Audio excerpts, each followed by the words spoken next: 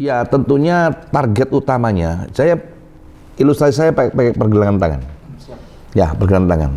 Saya yang lihat memotret pertama kali itu adalah tentang keluarga di Jember masih banyak saudara kita yang masih belum beruntung. Itu ada 263.000 orang. Dan yang masih belum bekerja 67.000 lebih. Nah, ini proyek utama. Proyek utama itu harus diselesaikan ini. Posisi pengangguran dan orang yang masih belum bekerja. Saya melihat ilustrasi tangan. Saya akan saya tidak akan milih ini kalau ini penduduk saya yang dari Jember. Ada yang miskin, mungkin kurang beruntung sekali, ada yang agak makan, enggak, ini enggak ini kemiskinan ekstrim katakan ya. Ini miskin gitu ya. Ini agak lumayan gitu. Ini agak sedang kaya raya kan gitu ya. Saya tidak akan pilih ini semua. Yang saya pilih, saya akan pegang gelangan tangan saya angkat. Kalau saya angkat, semuanya tentunya akan mengangkat. Dan posisi kemiskinan ini akan naik di posisi mana level minimal kehidupan. Maka akan terjadi saat itu juga akan berubah, dia tidak menjadi miskin lagi. Dia saya pegang bawahnya. Ini proyek utamanya.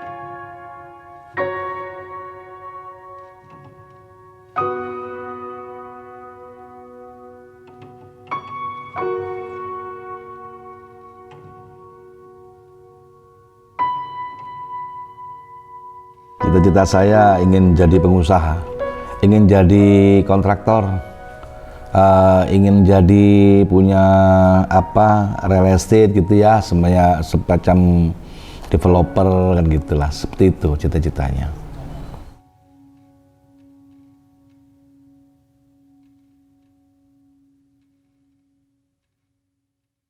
Masa kecil saya itu betul-betul hanya melihat sosok saat itu terus terang saja sosok seorang teman pimpinan saya waktu itu namanya Insinyur Joko Murwanto. Insinyur Joko Murwanto ini itu ada di Jember, orang Surabaya. Beliau menanam perpipaan di Jember semuanya, membuka gambar desain di atas mobil TAF dulu, TAF yang kecil. Saya hanya bisa melihat itu. Dan dia bersama orang asing. Bersama orang asing pada saat itu, tahun 70-an ya. Tahun 70-an, wah langkah hebat ini seperti itu. Jadi ada keinginan ingin menjadi seorang yang bisa membangun, ahli bangunan lah gitu. Hebat sekali dia bisa melakukan sesuatu ya, melakukan sesuatu di Jember dengan cukup hebat, ada orang asing lagi. Bayangan saya seperti itu. Jadi saya ingin bagaimana caranya saya bisa menjadi seorang yang bisa membangun ya.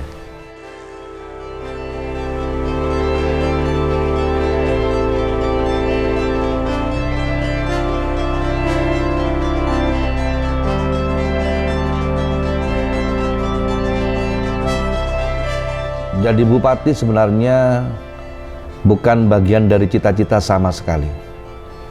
Sama sekali, nggak ada terlintas. Ini saya mengatakan apa adanya. Kan kita di wawancara seperti ini, itu pun juga akan dipertanggungjawabkan nanti bicaranya, kan gitu ya. Jadi apa yang saya katakan bukan untuk apa-apa, tapi memang betul-betul saya tidak ingin menjadi ada cita-cita sama sekali setitik pun untuk jadi bupati. Tapi karena kami melihat kondisi pada saat itu, keadaan, di mana saya pun juga punya background pada saat itu. Saya mantan menjadi pegawai pemerintah, dan pemerintah kami posisi seorang ASN di pusat gitu. Dan kami masuk di ASN itu betul-betul nol, tidak punya saudara, tidak punya apa, tarung sungguhan pada saat itu, dan tidak tahu Jakarta. Nggak ngerti. Saya pernah ke Jakarta tahun 76 ya. Saat itu tetangga saya pindah ke Jakarta, tapi nggak sampai Jakarta, sampai Bekasi.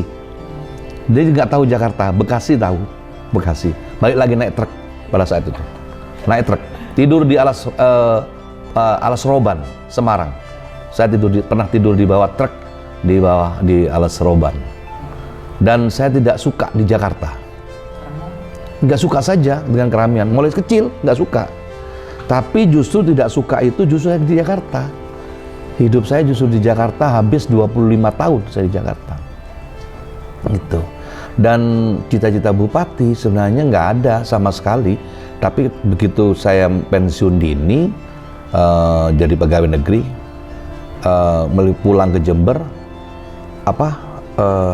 ngelihat kondisi di Jember, cara pemerintah menjalankan pemerintahan di Jember. Ini kok ada yang janggal menurut saya. Ada sesuatu yang nggak pas nih gitu menurut saya ya. Dengan pengalaman saya sendiri tentunya orang lain mempunyai satu penafsiran yang beda-beda ya.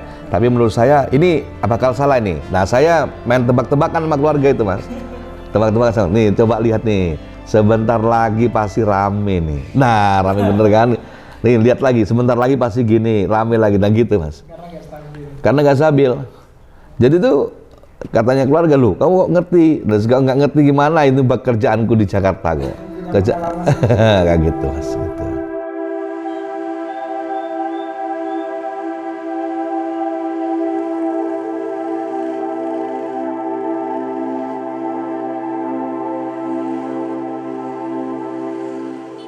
Ya tentunya target utamanya, ilustrasi saya pakai pergelangan tangan.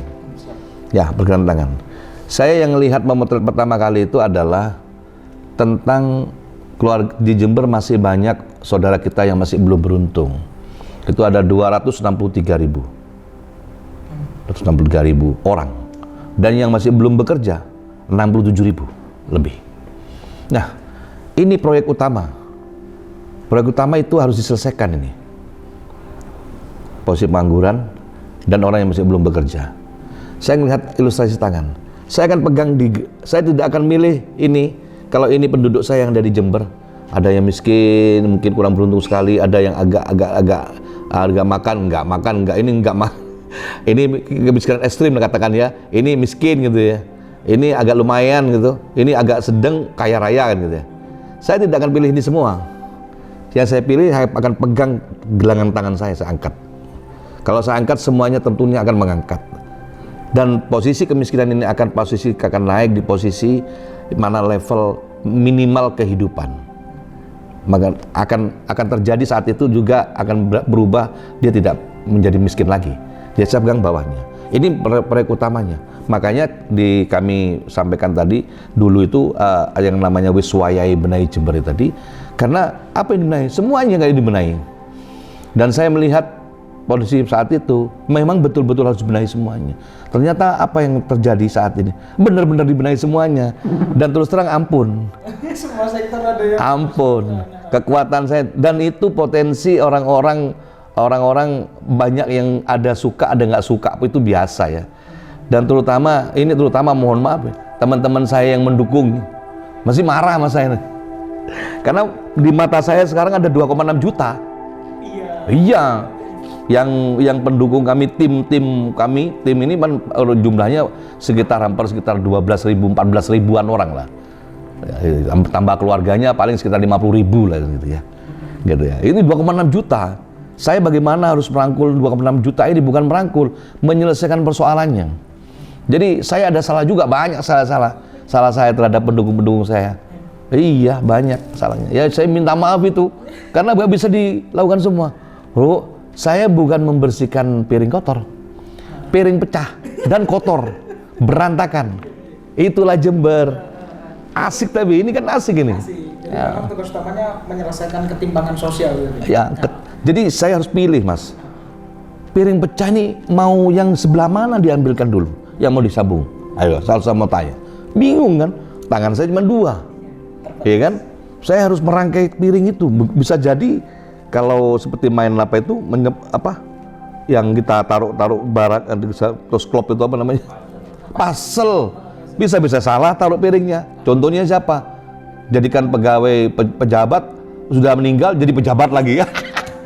Tapi jangan tiru, yang saya angkat pejabat tuh ribuan. Yang jadi sorotan bupati. Iya. Saya melantik itu, sekali lantik 600 orang. Dalam waktu 1 bulan milih orang 600 dan saya tidak kenal. Berdasarkan regulasi dan saya melihat di komputer nama-nama itu. Siapa mereka? Nggak tahu. Yang penting ASN. Yang penting ASN dan suratnya ada. Ada salah? Ada. Emangnya hebat Bupati Jember? Enggak juga lah. Biasa aja. Tapi semangat kami adalah perbaikan itu wajib. Dan harus ada skala prioritas, Mas. Skala prioritasnya itu kami itu tadi. Gelang tangan tadi yang paling bawah. Kalau ini bawah saya selesaikan, insya Allah semua naik. Contoh kayak apa? Jalan kita perbaiki sesut. Yang lewat itu kan semua pada lewat situ. Ya manfaat lah semua.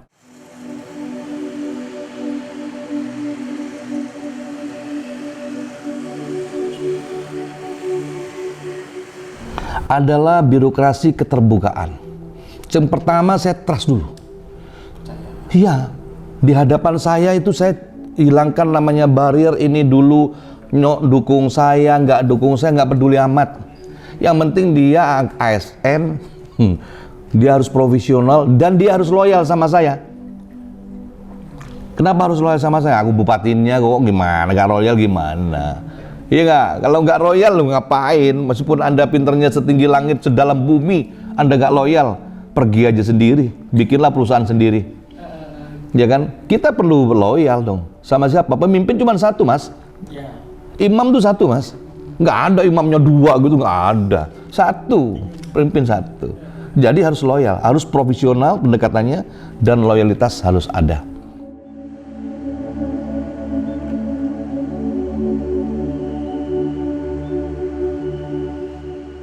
Kita harus ada satu keterbukaan dalam sistem manajemen yang kita sampaikan, dalam program yang kita sampaikan harus terbuka. Tidak boleh bupati itu ada satu kelicikan di dalam bupati, di benak bupati ya. Saya terutama, nggak tahu teman-teman yang lain silakan ya. Orang berbeda-beda pikir. Produknya saya ini, JND ini, saya tidak punya pikiran licik. Pikiran saya itu terbuka dan banyak celah untuk dihajar.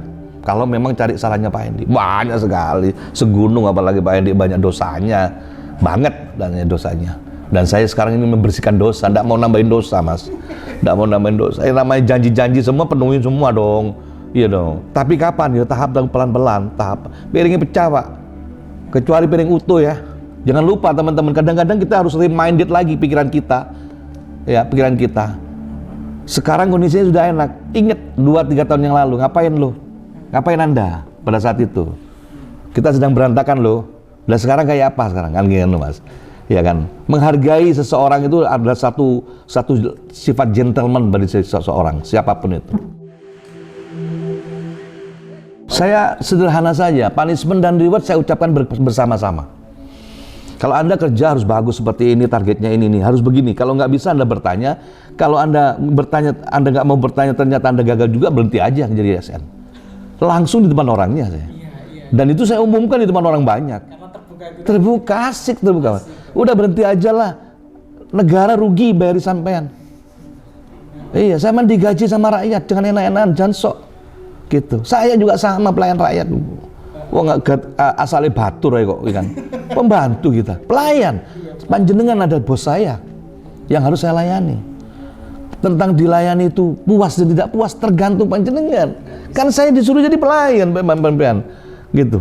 Disuruh jadi pelayan, inilah pelayanannya, gitu. Nah, termasuk ASN. Saya nyampaikan bahwa kita semuanya adalah wajib melayani masyarakat dengan maksimal. Caranya maksimal, jangan pernah menghitung jam kerja. Kalau jam kerja jam 8 itu aturan regulasi, jam 8 sampai jam 3 sore. Regulasi ASN itu ya, di Menpan RB ya, ke sistem kepegawaian kita. Tapi jangan lupa, pada saat Anda tidur, orang mengatakan, orang tidur ini, Pak ini, pegawai negeri. Pegawai negeri nempel. Haji Hendi, bupati. Di kamar mandi ya bupati, di tempat tidur ya bupati. Kan gitu Pak. Artinya, ada tugas-tugas pokok yang harus dikerjakan di situ. Ada tupoksi pada saat di dalam kamar juga, ada tupoksi rakyat menunggu Anda. Ada sesuatu yang tidak boleh Anda lakukan itu adalah itu punya rakyat. Ngono Mas. Nah ini yang enak memang ngomong pekerjaan Pak. Iya. Sampai hari ini alhamdulillah saya 1 tahun ini saya libur 3 kali. 3 kali saya libur 2 jam malam mingguan ya. Ada yang 3 jam 1 kali, 2 jam, 3 jam malam minggu. 3 kali saya malam mingguan. Terus 1 hari saya libur karena saya sakit. Aduh, saya sakit 1 hari full. 1 hari tidur beneran itu karena menggigil saya. Menggigil. Nggak bisa itu. Jadi rasanya kayak apa Mas? Kayaknya waktu ini terus bergulir terusan dan ini menjadi tanggung jawab kita gitu. Nah, saya minta teman-teman ASN, ayo teman-teman sama-sama. Kalau Anda peduli tentang, katakan sekarang kita ambil contoh vaksin ya. Vaksin ini tidak terlalu lama kita memvaksin semua orang. Kalau target saya sebulan aja selesai semuanya udah. Iya. Kalau ASN itu betul-betul bekerja maksimal. Jangan pada saat di kantor memakai seragam dan itu hari Senin, jam kerja dia bekerja. Tapi pada hari-hari biasa pulang kantor pun, kenapa dia nggak diajak tetangga-tetangga yang belum vaksin? Diantar dong ke puskesmas. Itu ucapan saya Mas. Ini bukan saya diwawancari ngomong begini, enggak. Saya voice note berkali-kali ke teman-teman. Sebarin aja sama orang. Iya, Pak RT, Pak RW, tolong dong. Pak Dekades, Pak Camat, para pejabat. Ayo, ajak tetangga Anda. Antar ke itu yang terutama lansia digonceng. Karena mungkin tidak mampu ke tempat puskesmas. Atau puskesmas didatangkan. Coba ini, 18.000 orang melakukan sama-sama. Karyawan Pemkab. Selesai, udah mah. Bawa atu 18.000, apalagi bawa 36.000 itu Pak.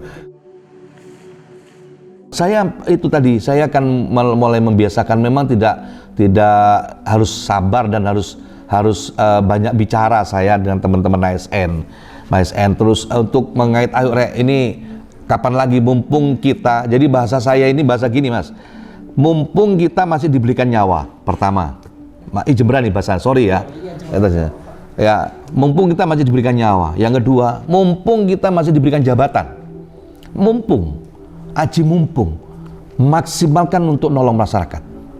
Maksimalkan diri kita untuk manfaat pada masyarakat. Mumpung, karena hidup ini bergantian. Sebentar lagi ganti orang lagi, ganti lagi. Gitu. Iya, nggak selamanya. Nah itu saya menyampaikan ke teman-teman. Ayo Rek, cepetan. Jadi jangan membatasi ruang dan waktu. Makanya keluarlah yang namanya KIP tadi, kreatif, inovatif, dan produktif. Jangan kreatif inovatif tapi nggak produktif. Wah, ini ngenteng-ngenteng duit nih. Menang tok, nggak produktif, nggak ada biaya, kan biayanya banyak gitu. Dan KIP ini tidak harus memakai biaya APBD, gitu. Gerakan kekuatan massa masyarakat tadi bisa melakukan KIP ini, gitu.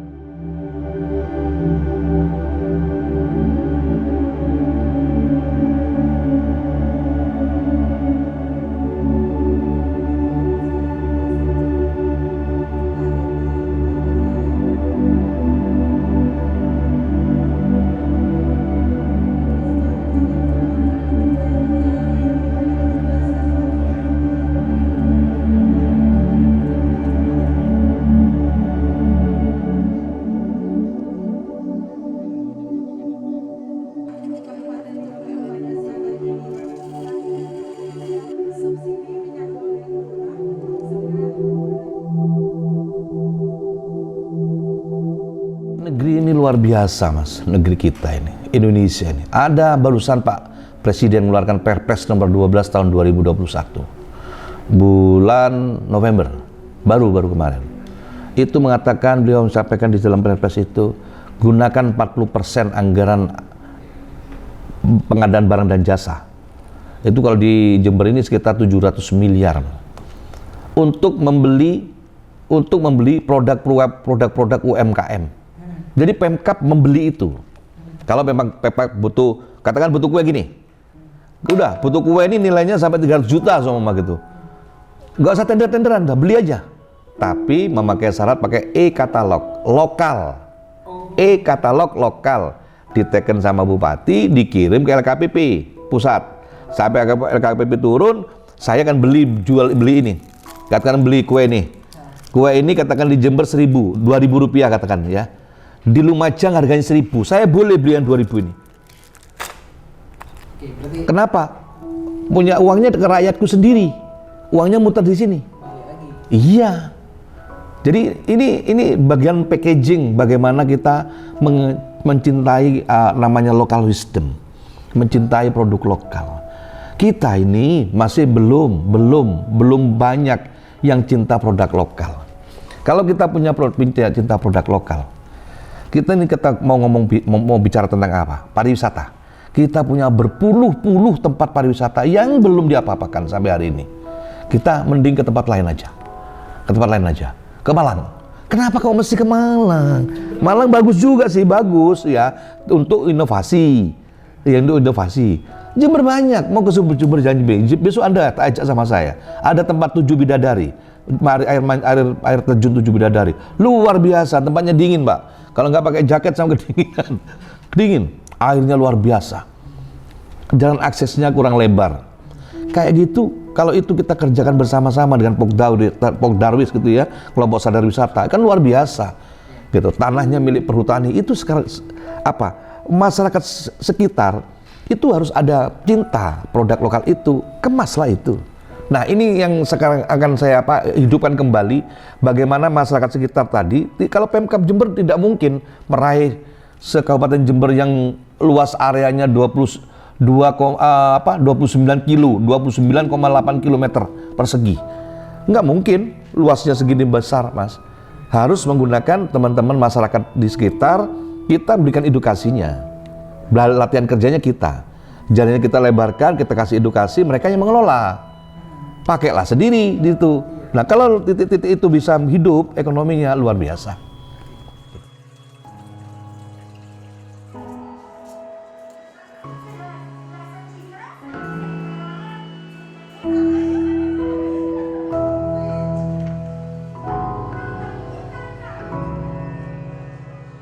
Anak muda sekarang ini kan memakai gadget semua ya.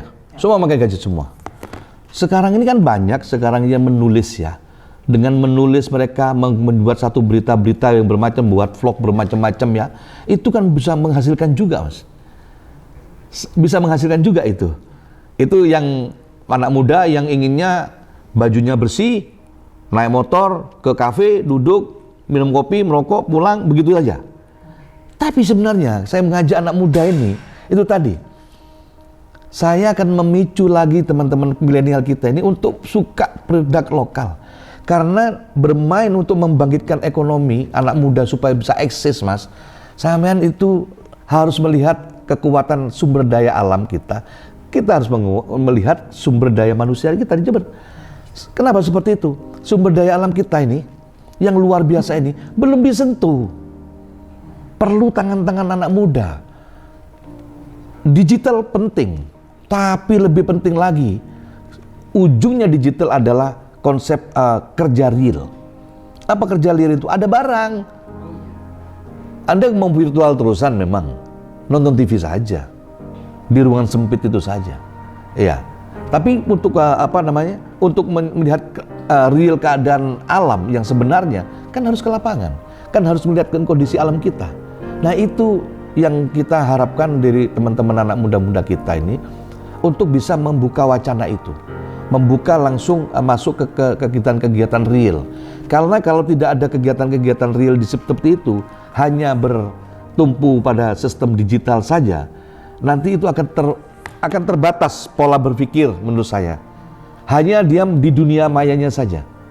Dunia mayanya saja bagus. Memang dunia ini tidak terbatas waktu luas ya, luangan ya, batas ruangan semua dunia bisa lihat di gadget ini, bisa terlihat semua kita berhubungan.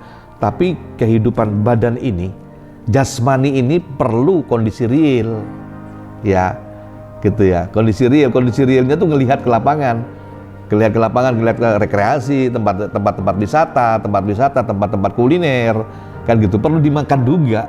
Itu bukan pakai dunia maya, makan juga itu, Pak.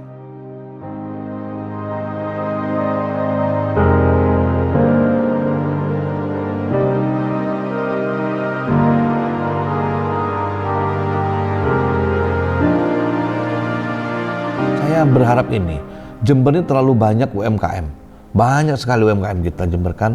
Cuman tadi tentang kebersamaannya yang kurang. Saya sudah merintahkan ke teman-teman dinas koperasi itu untuk melakukan satu merek yang sama, satu produk yang sama, tapi dengan bervarian-varian rasa yang berbeda-beda. Contoh, di seluruh desa kita punya desa 226 desa. Ada 22 kelurahan ya, 248 semuanya. Semua ada produk keripik tempe, Mas, kita. Keripik pisang. Ada. Anda bisa bayangkan ada 248 macam keripik pisang. Terus ada wisatawan datang mau makan keripik pisang di situ. Yang mana yang bagus ini kan gitu kan. Sementara di Pemkab Jember sendiri tidak melindungi itu. Nah, saya akan kumpulkan mereka semua. Dengan kemarin sudah ngomong-ngomong sama saya, sudah ketemu juga Pak Menteri Koperasi, Bapak Menteri Pak Teten, saya sudah ketemu beliau, dan kemarin Deputinya datang ke Jember. Kami mau dikasih alat-alat untuk produksi barang-barang makanan gitu. Mereka akan kasih kita itu. Nah, harapannya itu ada satu pabrik besar. Memang itu cita-cita kami seperti itu. Saya akan buatkan satu tempat pengolahan industri milik Pemkab. Teman-teman yang punya keripik-keripik itu masalah di sini semua. Bareng-bareng, yang ini higienis semua. Sekarang produk makanan keripik macam-macam kan, siapa yang menggaranti ini higienis apa tidak? Nah, ada pelindungan makanan. Nah, kalau ini kita punya satu tempat industri, Mas, nanti kita bikin tempat yang bagus, semua masaklah di situ.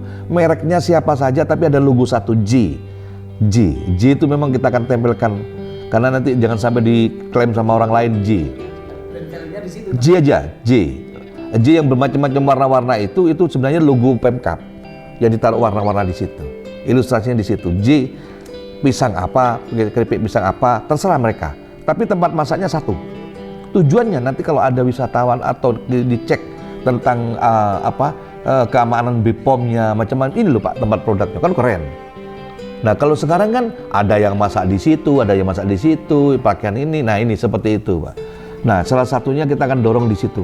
Dan yang kedua, kita juga masalah produk ini, UMKM ini kesulitan tentang marketing, Pak. Marketing tadi, bagaimana pemasarannya, siapa yang beli, kan gitu, Pak. Selalu seperti itu. Maka dari itu tadi yang pertama tadi saya sampaikan, ada kita, Pemkab itu akan membuat, sekarang sudah mulai nyusun yang namanya e-katalog lokal. Ya, e-katalog lokal. Jadi milik kita sendiri nih. Kita bikin sendiri, kita jual sendiri, kita beli sendiri. Nah, Pemkab yang akan menjadi motornya itu seperti itu.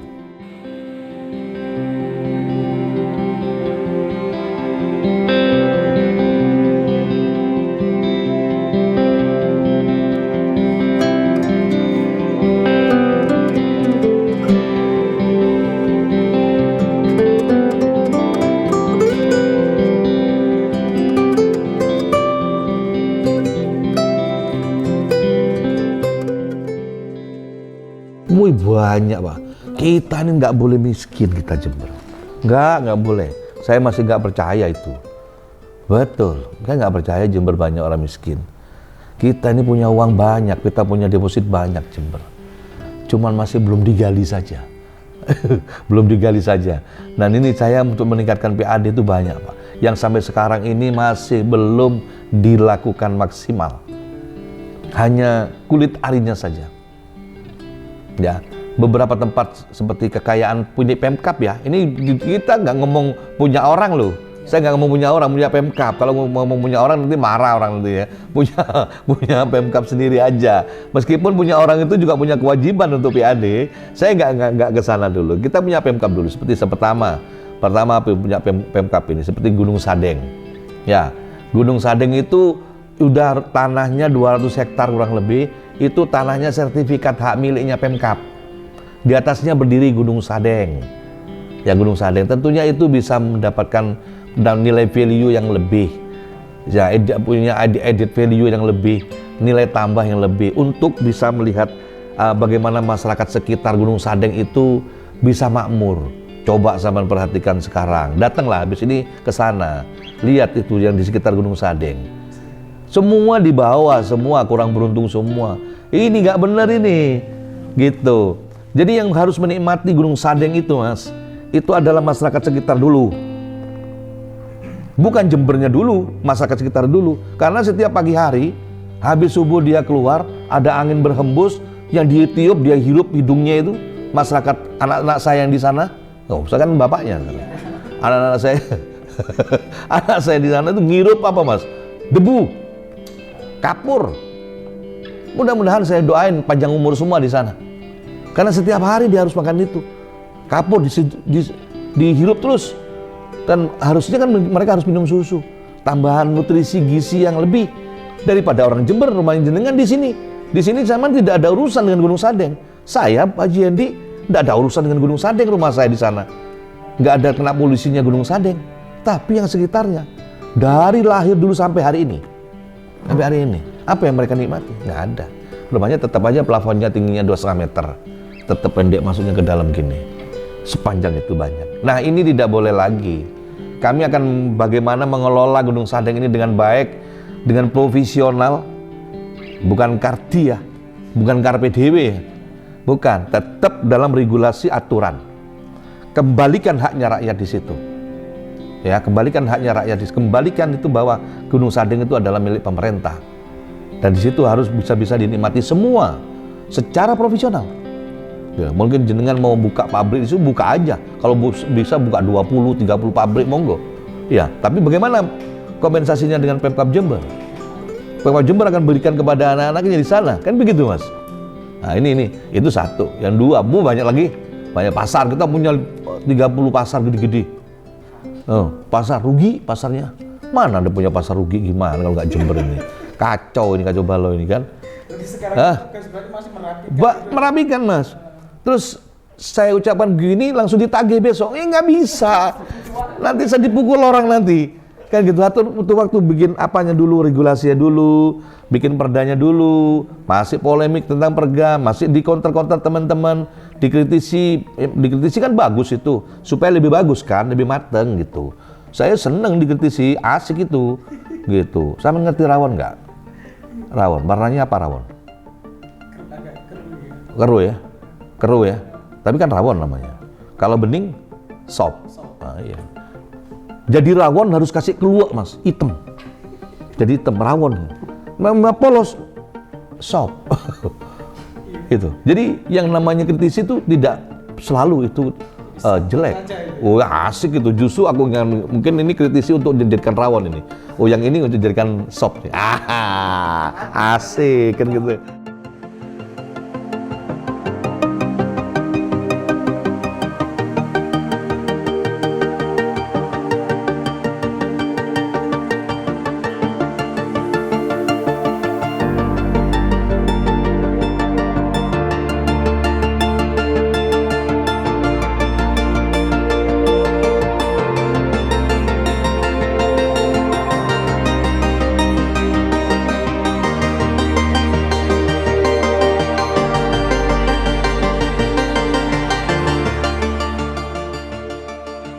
Ada banyak sekali, banyak sekali. Yang kemarin memang kita belum sentuh pesantren kemarin 2021.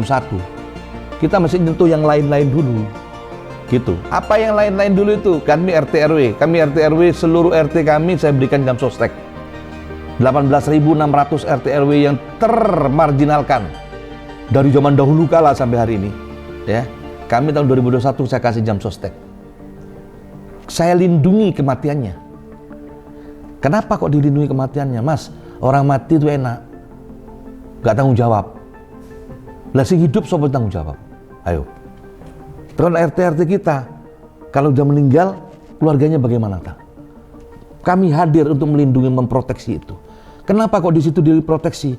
Kasihan RT RW kita ini.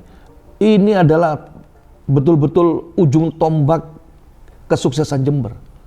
Kemarin COVID mereka berhubungan langsung dengan tetangganya yang COVID. Bagaimana penghargaan Jember terhadap RT RW? Gitu Pak. Sekarang saya angkat betul RT RW, jangan main-main dengan RT RW kita.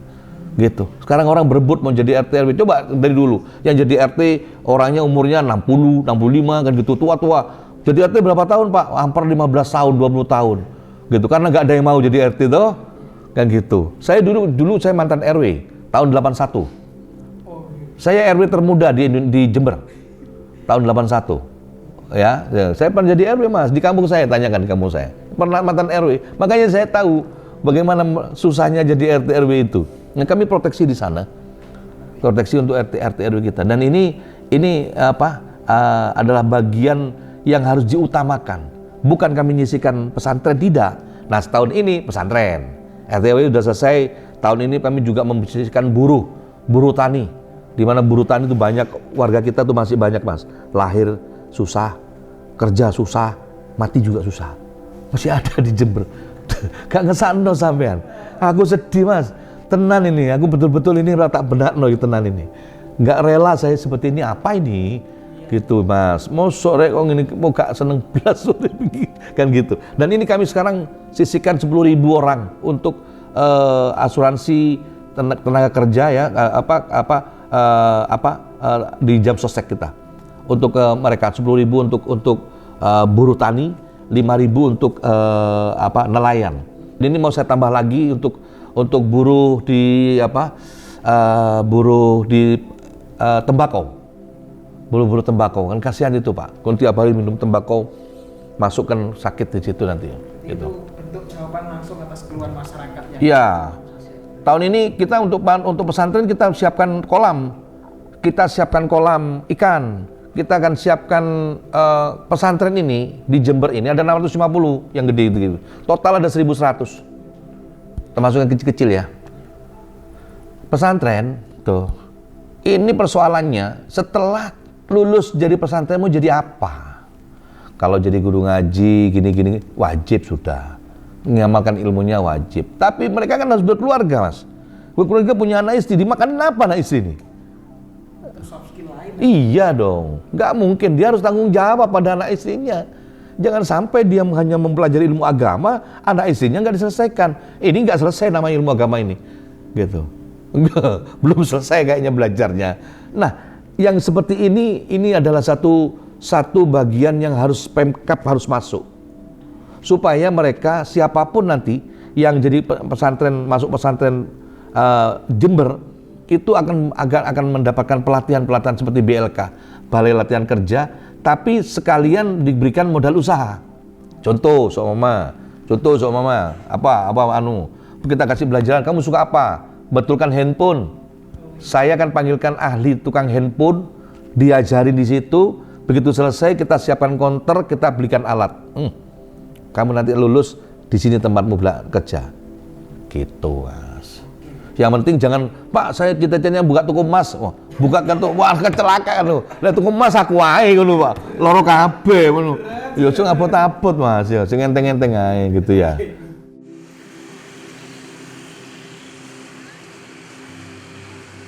Yen kowe kena tak iman ayo. Sumikira saka negara ngamerta yen guru tungkak cangkemi kelawan Gatot Kaca tebyak dada melesat 3 juta dosa kuwi. Yo.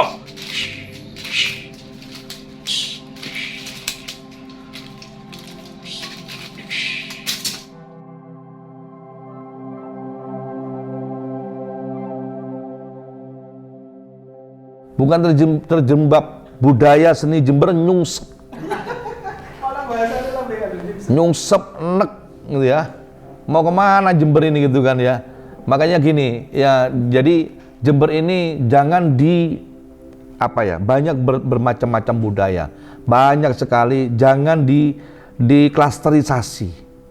Biarkan budaya itu mengalir di wilayahnya masing-masing dengan karakteristik di desa atau kampung atau dusun masing-masing. Katakan gini, Jember ini macam-macam orang, diginikan aja, kita namakan kelompok satu ini. Jangan, karena seni budaya itu adalah mengeksplorasi pola pikir masing-masing, Mas. Kalau saya mungkin delok jenengan, aku bisa membuat ciptaan lagu hitam putih gitu ya, gitu lagu reggae, mana kan gitu. Lah aku dikungkung Pak putih aja, gak iso hitam putih nih kan gitu. Itu seni mengeksplorasi pikiran, ya. Harus lepas, biarkan itu bergerak ya. Dan di Jember ribuan tari, ribuan para pengarang ahli-ahli budaya-budaya di Jember ini. Saya tahun ini sudah saya kosongkan satu kantor OPD yang dimana kemarin tuh OPD itu tempat kantornya dinas sosial di tengah kota. Ya di tengah kota di sampingnya ini SMP 2 Jember ini saya kosongkan untuk gedung seni dan budaya.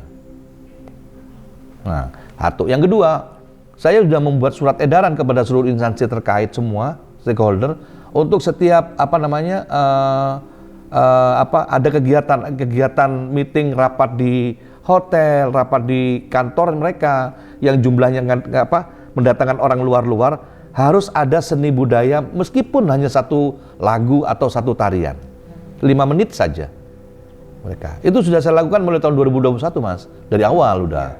Sedih karena kemarin saya kedatangan anak saya dalang muda Mas Tama. Keren Mas Tama itu anak UNED Mas. Anak UNED dan Sospol sekarang, dalang muda lagi. Dari Wuluan datang, ada dalang muda, saya undang ke sini, Mas, sama kok keren men, dalang ngerti apa sama bahasa Jawa?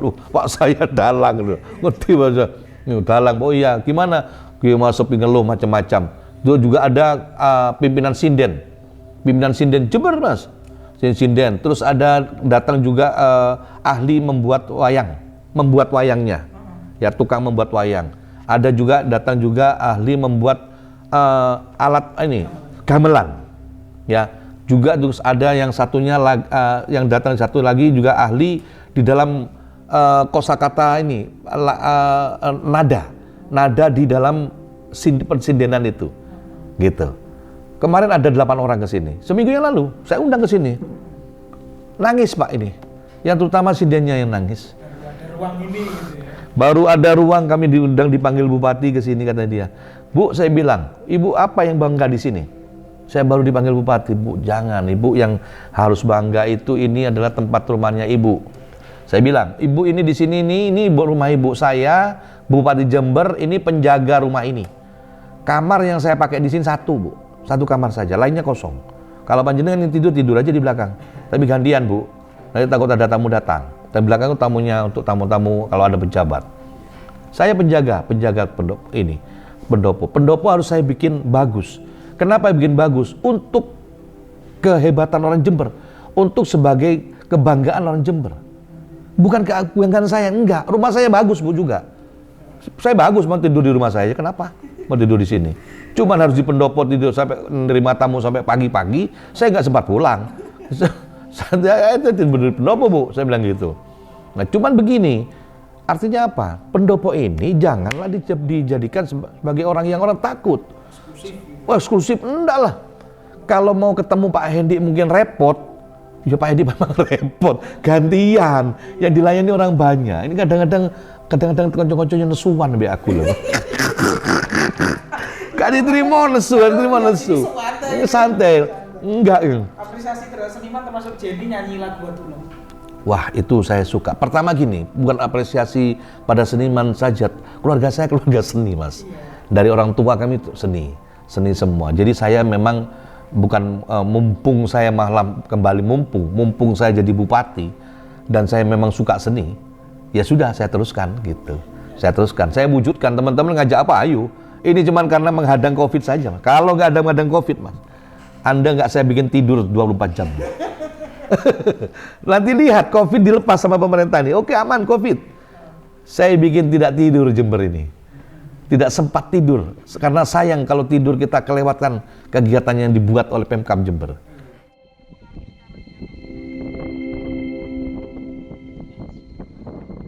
Memang kembali lagi kemarin COVID menjadi persoalan kita. Kami banyak orang-orang datang ke Jember, saya tawarin para investor untuk mengelola wisata-wisata secara profesional. Memang butuh biaya tidak sedikit ya, tidak sedikit. Karena kalau wisata kita seperti saluran, seperti di Wuluhan tempatnya para layang, itu ada saluran irigasi mas, itu sepanjang kira-kira hampir 2 kilo. 2 kilo sampingnya jalan kendaraan mobil, roda 4 tapi tidak bisa bersalipan secara langsung, tapi bergantian gitu ya. Itu istimewa itu. Itu kalau dikelola bagus, bersih, itu menjadi wisata lokal ya. Dibuat kapal, kasih kapal kecil-kecil, naik kapal gitu, naik sampan. Karena kedalaman airnya 1 meteran. Cukup untuk sampan. Tapi sampan kecil yang muat 2 orang gitu. Dibuat jalan ke sana kemari, ke sana kemari. Nah, hal seperti itu kalau kita kemas, kita packaging untuk tempat wisata, tentunya harapannya wisatawan lokal yang bisa datang. Itu tadi saya bilang kearifan lokal tadi harus ada local wisdom tadi dimunculkan ke hati masing-masing. Pak, kalau ada wisata gini, kalau kita tidak ke sana, kan nanti nggak hidup ini. Ayo kita ke sana. Dipaksakan dikit, mas. Kita ini harus dipaksakan dikit untuk datang lihat. Distribusi ada bayar saja, biar supaya mereka bisa jalan. Kalau enggak kita nggak cintai, berat. Yang dilihat teman orang-orang lain di kondisi COVID ya. Tapi kalau nggak di kondisi COVID, mas, ini kita sudah terbuka, Pak. Ini banyak orang yang mau ngajak kerjasama dengan kita. Iya. Dan kami sekarang pun juga sudah menginventarisir aset yang saya miliki. Seluruh aset Pemkab yang saya miliki yang belum dipakai apa-apa, yang tidak di tangan yang tidak dimaksimalkan penggunanya, masih kosong. Ini saya tawarkan ke masyarakat. Saya tawarkan ke ASN, siapa yang mau pakai tanah, kerjasama sewa. Ayo jualan apa? Biar kaya-kaya semua. Jangan orang pengusaha tok yang kaya, ASN juga harus kaya, mas. Udah menungsa nih. Kan ya, mas, punya hak sesuatu. Kan gitu, tapi bukan ASN yang harus bekerja, istri ya di rumah harus diberdayakan diri kan gitu.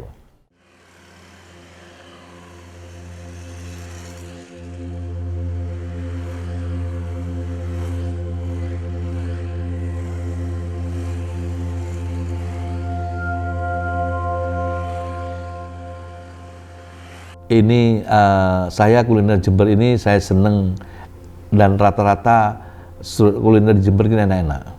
Makanya saya lagi sedang berpikir nih, bagaimana kuliner yang ada di tempat-tempat yang kaki lima PKL ya, di PKL itu luar biasa enaknya, Pak, dan murah, ya kan? Dan ini kuliner yang ada di restoran-restoran jadinya itu kalah bersaing nantinya. Memang Jember ini luar biasa, kulinernya enak-enak semua. Kalau kita membuat satu tempat kafe yang bagus gitu, ramenya sebentar. Karena PKL-nya ini lebih enak dan murah, gitu. Lebih enak dan murah. Nah, cuman di Jember ini saya seneng kuliner saya suka makan ya. Saya suka kuliner. Jadi kalau mau spesifik nggak ada saya. Spesifik karena saya menikmati mas. Menikmati semua kuliner dan suka saya. Saya sukanya ini enggak. Saya mau semuanya. Lek jane wong Jawa nyunyu ya. Mau semua. Cuman gini, Mas. Saya sekarang sedang berpikir untuk teman-teman kuliner ini memberikan satu tempat-tempat klaster tapi yang tidak terlalu jauh tempatnya supaya nanti yang di kaki lima kita, trotoar itu mau kita bikin yang baik semua. Semua trotoar jangan di trotoar. Tapi kan sekarang sudah berlama-lama ya, puluhan tahun sudah dari trotoar ini mau saya pindahin. Saya pindahkan satu tempat yang tidak terlalu jauh di sana. Saya sedang berpikir itu. Kita kumpulkan kayak di model di Bandung gitu ya. Di Bandung kayak di J-Walk, di Bandung kan bagus, kumpul gitu. Jadi lebih terkonsentrasi, tertata. Trotoarnya bisa kita ramah lingkungan, ramah anak. Kan trotoar kita nggak ada ramah kita. Nggak bisa orang tuntun gini, nggak bisa kita ya. Tapi itulah kondisi Jember. Ya pelan-pelan. Tapi saya akan terus kejar itu, pembangunan seperti itu akan kami kami kejar seperti itu. Tapi yang paling penting adalah masalah pengentasan ini tadi Pak, yang namanya kemiskinan ekstrim itu harus kita selesaikan dulu lebih awal, dan itu harus cepat saya membuka kegiatan-kegiatan baru. Tahun ini saya ada pelatihan BLK di anak-anak muda milenial maupun di pesantren, tapi begitu di latihan kerja lengkap sama modal usahanya gitu. Dan yang dikasih modal usaha ada kuesionernya dulu Mas, kan ada yang aku ikut BLK aja, yang penting nanti dapat langsung caw, enggak boleh. Jangan main tipu-tipu, enggak boleh lagi. Itu model Sanjipa itu enggak boleh lagi. Sanjipa.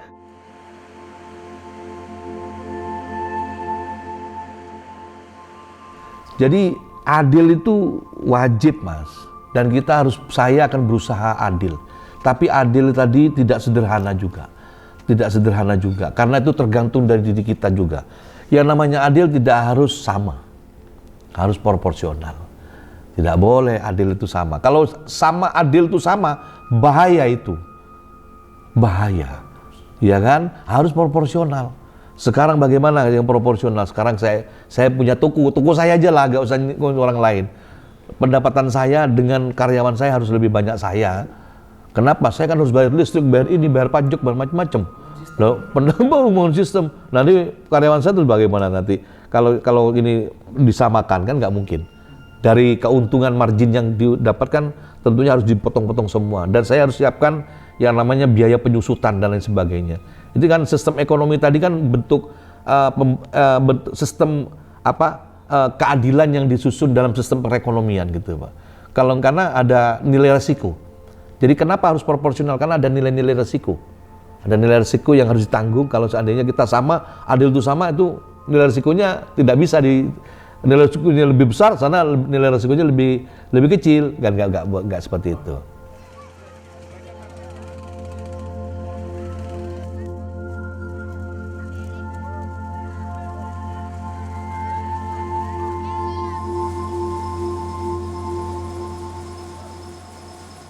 Nanti dikirim barangnya, kita ikut ke Palu. Siapa? Ya, Palu. Dan kalau bisa dikirim dulu ke Pak Adi barangnya. Kemarin ke Pak Imam, Pak Koperasi, Pak Aris Maya sudah ngirim barangnya, contoh-contoh barang UMKM dikirim ke Surabaya. Acaranya tanggal 1 Maret, kita bisa berangkat ke Surabaya. Saya ingin lihat Jember Pak. Saya harus membangun pondasi-pondasi untuk anak cucu saya tidak susah lagi ke depan. Yang jelas Jember ini harus bisa tetap mempertahankan pertaniannya. Ya, pertanian ini harus diingat ini ngomong ini untuk Jember semua nih. Ya, ini catat ini ya. Jangan main-main dengan pertanian Jember, dikurangin. Untuk lahan-lahan produktif, untuk bangunan apapun nggak boleh. Lahan produktif harus tetap untuk pertanian. Kita 60% untuk pertanian Jember. Kenapa seperti itu? Kalau kita menjadi bangsa hebat, Jember menjadi hebat ke depan nanti. Zaman 100.0, bukan sekarang kan 4.0. Aku ngomong 100.0 ya, 100 tahun lagi Mas. 100 tahun lagi Anda tetap makan nasi. Pada saat 100.0 kita tetap makan nasi Mas. Perut ini tidak bisa diganti dengan minyak. Kalau Anda sekarang berpikir dengan sistem digitalisasi, sekarang mencari duit tidak harus bekerja, pakai handphone saja bisa dapat duit semua. Tapi memang duit bisa dimakan? Enggak lah. Beli dulu barang nih, beli kue dulu. Ini dari tumbuhan, dari bumi Mas. Bumi esensinya bukan offline, bukan online, offline bumi. Dan ditanami tumbuhan. Dan itu makanan tadi harus masuk ke kita di perut ini. Tidak bisa nih perut ini diambil, isinya dirancang dengan robotik. Saat di 100.0 tidak bisa, mati berarti orang itu robot, bukan manusia, gitu. Habis, berarti kalau sudah pola pikir seperti itu semua. Makanya nilai pertanian kita akan menjadi eksis, akan menjadi hebat Jember kalau kita pertahankan tetap menjadi penyangga pangan nasional. Gitu Pak. Kalau ini dibangun semua, pecahkan langit, pecahkan langit, semua Jember, bubar Jember nanti itu Pak. Dan itu akan nanti kita bukan Jember tempat bersaing, tapi tempat yang membosankan. Coba kita lihat di luar negeri. Saat ini di luar negeri. Saat ini aja lihat. Anda lihat buka di Amerika, mana aja luar negeri. Rumahnya satu, lahannya banyak. Rumahnya cuma satu, lahannya berhektar-hektar. keren rumahnya, satu lahannya berhektar. Oh ya, penduduknya sedikit, kata siapa dikit, banyak juga. Datang ke China sana, penduduknya miliar, 1,2 miliar penduduknya Cina. Juga sama, rumahnya beberapa rumah, lahannya besar. Kenapa nggak dibangun cakar langit semua? Enggak, Pak. Ini ketahanan ekonominya, Pak. Pangan, dan pangan nomor 1. Jember harus ada industri, harus menjadi industrial farming. Jember wajib.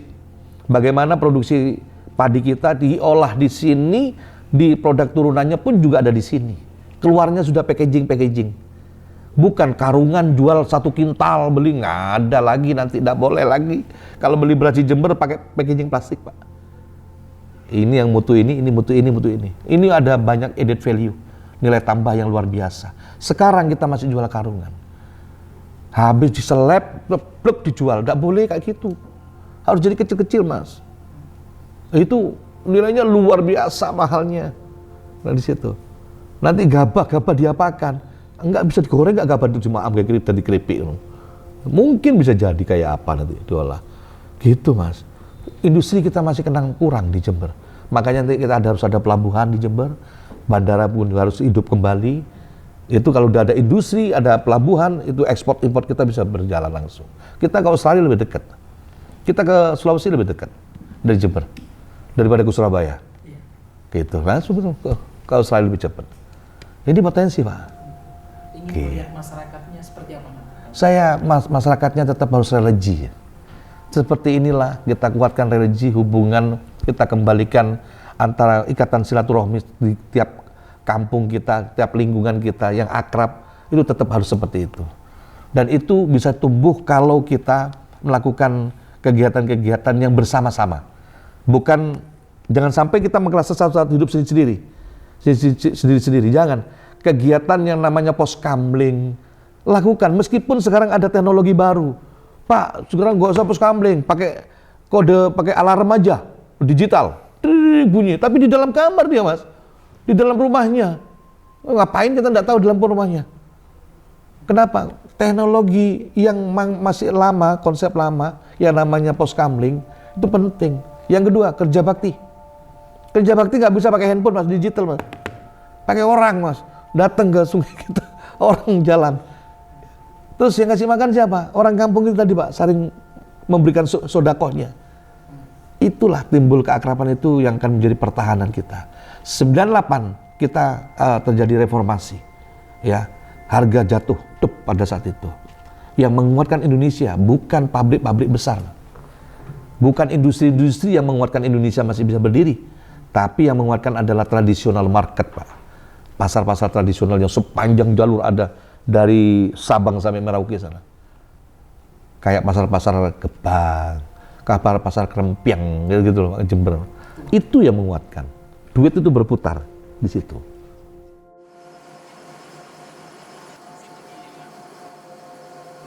Saya sedang berada di kelompok Tani Jaya yang memproduksi beras merah, beras organik yang luar biasa. Dan ini sudah sangat banyak permintaan dan sampai kurang-kurang. Tentunya juga ini sudah terintegrasi dengan sawah yang ada yang dikelola, yaitu sawahnya sudah sertifikasi, sawahnya tidak sembarangan nih. Tidak sembarang, sawahnya sudah sertifikasi dan hasilnya pun juga luar biasa. Organik beras merahnya ini cukup mahal harganya. Memang ini beras khusus dan ini lebih sehat lagi. Beras merah ini bisa melayani kebutuhan dari para investor, para distributor, para masyarakat di luar Jawa mungkin seperti itu.